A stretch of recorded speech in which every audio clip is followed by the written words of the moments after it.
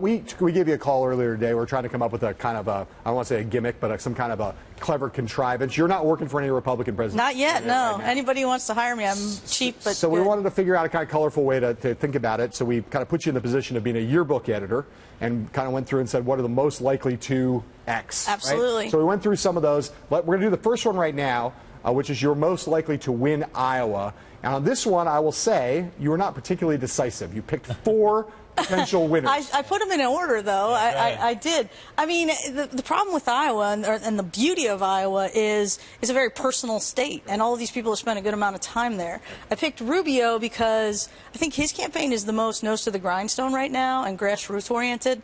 You know, not spending a lot of money, keeping their powder dry, doing the stuff you have to do to win a race.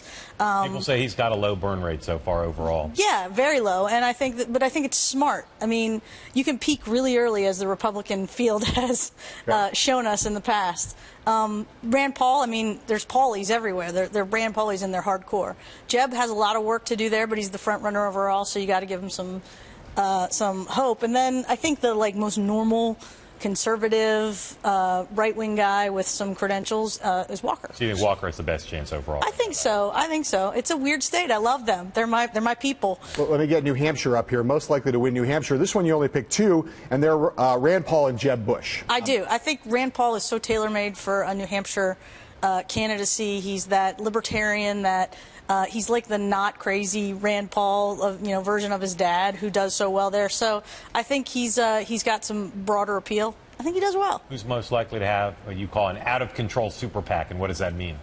What does that mean? That means the one that does stuff that they have to call back. Like crazy hack ads, or yeah, crazy attack ads. Stuff on the web. Right, just who's that? I want to say Ted Cruz, and what's sad is I want to say Ted Cruz. Okay, out of control. But we'll see. PAC. All right, most likely to skip an important primary or caucus and then regret it. Who you got on that one? I think that'll probably go to, Chris Christie. Yeah.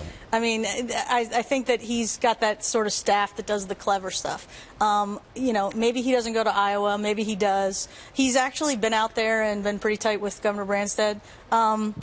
Donald Trump's going to be the one who's going to say, we're going to do. I'm Donald Trump. I do everything differently. I'm going to blow them all off and wait for California. Who knows? All right. We asked you to be on the next 2. We asked you to be kind of a mean girl and then a fun girl. So mean girl, we said most likely, basically to disappear. Most likely at the end of the campaign, people will not even know that they ran. And your 2 picks for these were George Pataki, actually 3, Lindsey Graham and John Kasich. Explain why.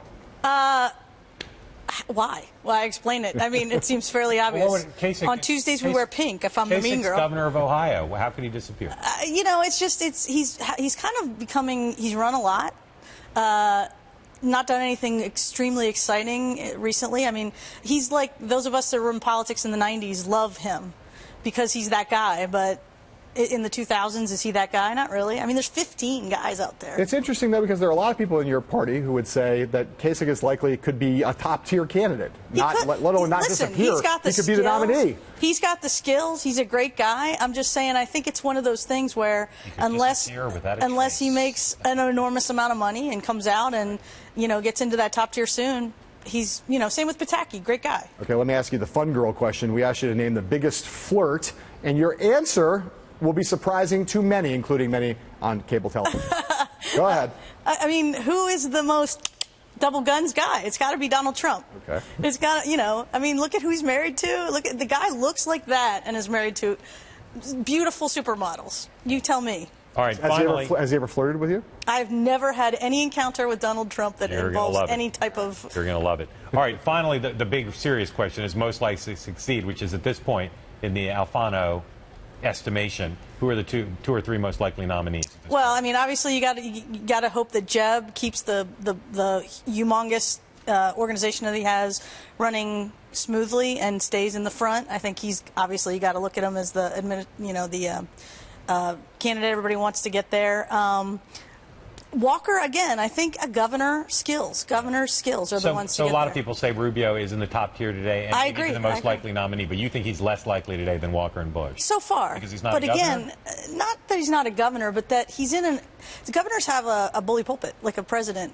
Senators have to do something outrageous to get noticed. And I think if he's doing his due diligence, it's a lot about the teams, it's a lot about the grassroots, it's a lot about, the operation.